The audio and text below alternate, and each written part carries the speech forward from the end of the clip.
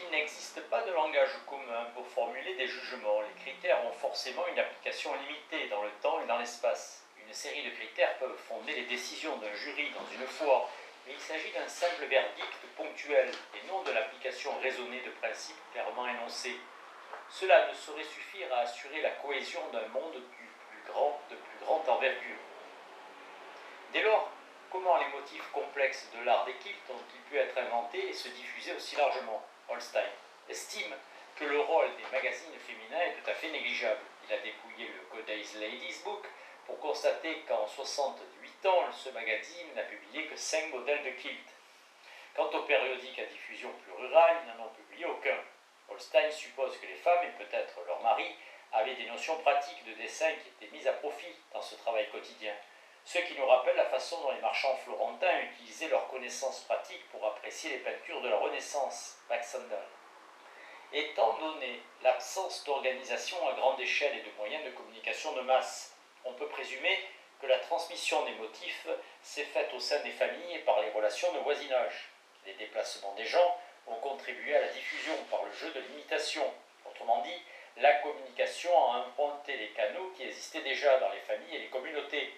C'est ainsi que des non-professionnels peuvent trouver la matière de leur création sans faire intervenir les dispositifs des mondes de l'art auxquels recourent les artistes professionnels. Les foires et autres réunions communautaires ont assuré la transmission des modèles de kilt. Un nouveau motif particulièrement séduisant, inventé par une femme ou répandu dans une certaine région, attirait l'attention. Les femmes l'observaient soigneusement et le transmettaient à leur famille et hors de leur région. On a pu dire que les femmes mémorisaient les motifs et une fois rentrées chez elles, préparaient un échantillon qu'elles conservaient comme un croquis pour une reproduction ultérieure. Holstein. La confection des kilts, qui procédait directement de la participation à la vie familiale et communautaire, y trouvait sa justification. Les femmes réalisaient des kilts pour tenir chaud aux membres de la famille, pour les offrir à leurs enfants, pour aider des familles en difficulté ou pour s'occuper. Dans le temps, il fallait faire des kilts bien épais. Vous comprenez, dans nos vieilles bicoques, il y avait tellement de courants d'air qu'il fallait se couvrir chaudement la nuit. Maintenant, tous mes kilts sont pour les 5 enfants et pour les petits-enfants, et leurs enfants aussi veulent avoir leur kit à présent. J'ai fait plusieurs kilts pour des gens qui ont eu un incendie et qui ont perdu tout leur linge de maison et d'autres affaires. Notre club fait des kilts pour des gens qui ont des problèmes. Le soir, quand ils rentrent, ils allument la télé, ils s'installent sur le canapé pour regarder un film. Alors je me mets en mon kit. Ça n'a l'air de rien, mais je me sens moins seul. Les femmes faisaient généralement une partie de l'ouvrage, la mise en place de la doublure, le matelassage en commun, et elles appréciaient cet aspect convivial de leur activité. L'été, on sortait le châssis sur la véranda, et quand on avait fini le travail, maman disait « C'est bon les filles, on peut y aller ». On tirait nos chaises autour du châssis, et toutes les amies qui venaient nous voir en faisaient autant, même si elles ne savaient pas bien coudre. Après, on défaisait toutes les coutures mal faites. Mais c'était pour bavarder qu'on cousait les kilts en été. Les gens sortaient le soir, après le dîner, et la vaisselle, et ça se savait vite qu'on avait installé le châssis. Il fallait avoir des moustiquaires sur la véranda, parce qu'on pouvait rester à coudre et bavarder jusqu'à minuit, à la lumière des lampes, avec les moustiques qui tapaient contre le rideau. Comme tous les participants en savent à peu près autant sur l'activité concernée, et comme tous sont capables d'effectuer n'importe laquelle des tâches requises, la coopération ne soulève aucune difficulté, à part les frictions habituelles dans toutes les relations humaines. Pour prendre un exemple dans un tout autre domaine, Bruce Jackson explique qu'au Texas, les Noirs condamnés aux travaux forcés coordonnent leurs efforts grâce à des chants qui leur donnent la bonne cadence, par exemple pour abattre des arbres. Certains conduisent mieux le chant que d'autres, et c'est à eux que tous préfèrent confier ce rôle. Cependant, même un piètre meneur de chant peut le remplir dans la mesure où il sait garder le rythme et où il possède une voix assez forte pour dominer le bruit ambiant. Il suffit en effet d'entonner d'une voix forte les couplets que les hommes vont chanter. Ces couplets sont choisis dans un vaste répertoire de strophes dont tout le monde sait qu'elles font partie de la chanson. Chacun connaît la tonalité des strophes, que l'on peut combiner entre elles à volonté. Pour en revenir au kilt, comme il s'agit de productions familiales et communautaires, et non d'œuvres issues d'un monde de l'art, leur conservation était jusqu'à une époque récente le fait des familles. Ils étaient transmis de parents à enfants et petits-enfants. Leur valeur résidait en partie dans leur beauté, mais plus encore dans leur utilité prolongée et dans leur charge affective, en tant que symbole de la pérennité des liens familiaux. Ils n'avaient aucune valeur artistique. Ce n'étaient pas des œuvres nommément attribuée à un créateur dont la réputation serait trouvée grandie par un jugement critique favorable. De fait, les kilts étaient rarement signés. Leur attribution ne pouvait reposer que sur les souvenirs et la tradition orale de la famille. On les utilisait jusqu'à l'usure complète, même si quelques membres de la famille tâchaient parfois d'en garder un dans le meilleur état possible, parce qu'ils le trouvaient particulièrement beau. Aucune institution ne s'occupait de découvrir les œuvres les plus remarquables, de les acheter et de les conserver pour pouvoir les présenter au public, les étudier.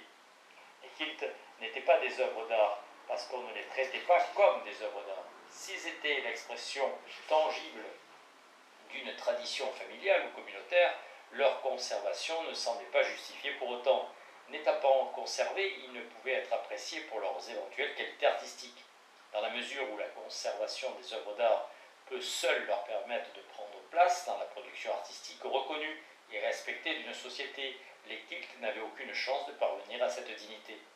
Les choses ont changé pour les kilts comme pour beaucoup d'autres produits de l'industrie familiale ou communautaire, quand des musées ont commencé à conserver des objets d'artisanat ou à souligner leur qualité artistique. De nombreux musées d'art ont désormais pour certains, depuis quelque temps déjà, un département des arts populaires, ou décoratifs ou appliqués selon le cas, et prennent pour les kilts et autres objets analogues des mesures que l'on ne prenait pas avant. Les possibilités esthétiques offertes par l'art du kilt n'ont pas manqué d'attirer l'attention de certains artistes contemporains, surtout depuis que sa spécificité féminine lui a conféré un intérêt tout particulier. Si j'ai centré mon analyse de l'art populaire sur le monde de la confection des kilts, j'aurais pu trouver bien d'autres exemples analogues dans l'Amérique de l'époque. La menuiserie, une activité masculine, qui jouait un rôle utilitaire tout à fait comparable dans les foyers ruraux, les jeux d'enfants ou les bals des adolescents.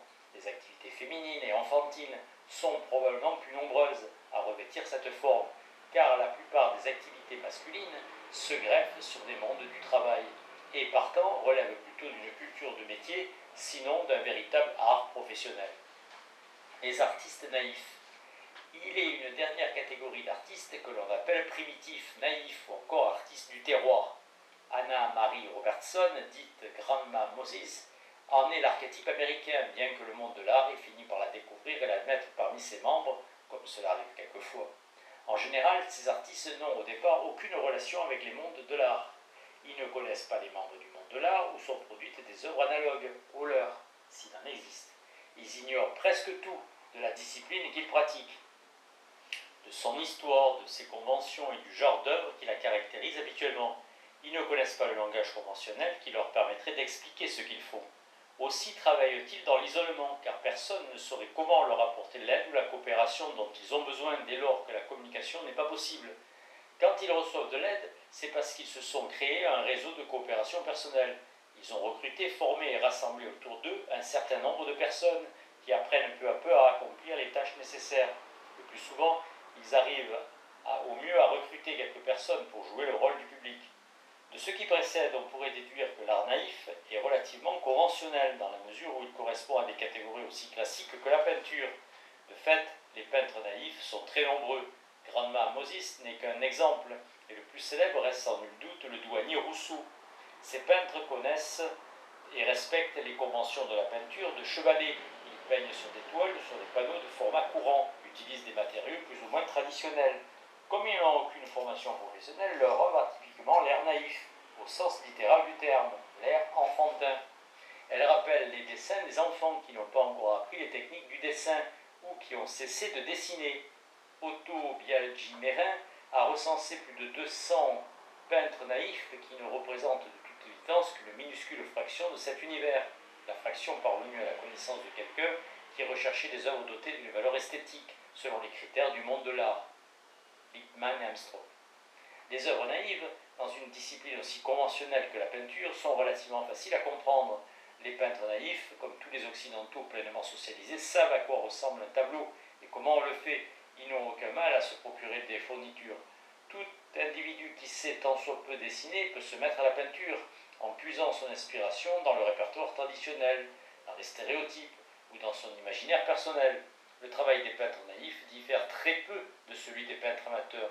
Les uns et les autres restent étrangers au monde de la peinture professionnelle, encore que les amateurs puissent s'inscrire à des cours de peinture, adhérer à des associations ou participer à un monde de peintres du dimanche, Macaulay. Et aussi pour ce qui concerne le monde de la peinture sur porcelaine. Cincinnati Art Museum et California State University Fullerton. Et étant donné ces ressemblances avec la peinture conventionnelle, la peinture naïve est facilement assimilée par le public. Elle présente donc moins d'intérêt pour notre analyse que d'autres types d'œuvres naïves, plus difficiles à décrire, précisément parce qu'il est impossible de les rapporter à des critères en vigueur, ailleurs que dans le monde strictement personnel de leur auteur. Celui-ci travaille seul, il échappe aux contraintes de coopération qui pèsent sur les participants au monde de l'art. Il est libre de méconnaître les classifications habituelles, libre de faire des choses qui ne correspondent à aucun genre répertorié et ne sont représentatives d'aucune catégorie. Les œuvres existent, voilà tout. La seule façon de les décrire consiste à énumérer leurs particularités. Chacune constitue une catégorie en soi, car elle a été réalisée hors de toute référence et n'a servi de référence pour rien d'autre. Ainsi, des célèbres tours de Watt, édifiées par Simon Rodia à Los Angeles entre 1921 et 1954, Trilline, ces constructions trop gigantesques pour être qualifiées de sculptures ne sont pas non plus de l'architecture à proprement parler, et l'appellation de monument serait trompeuse. Ce sont des tours en ciment armées, à structure entièrement ajourée, dont la plus haute dépasse 30 mètres. Rodia les a décorés avec des matériaux aussi banals que du verre de bouteille et des morceaux de vaisselle de bazar. Il a imprimé dans le ciment les formes d'ustensiles de cuisine et d'outils d'artisans. Il a utilisé ses compétences d'ouvrier couvreur et un répertoire iconographique tout à fait personnel.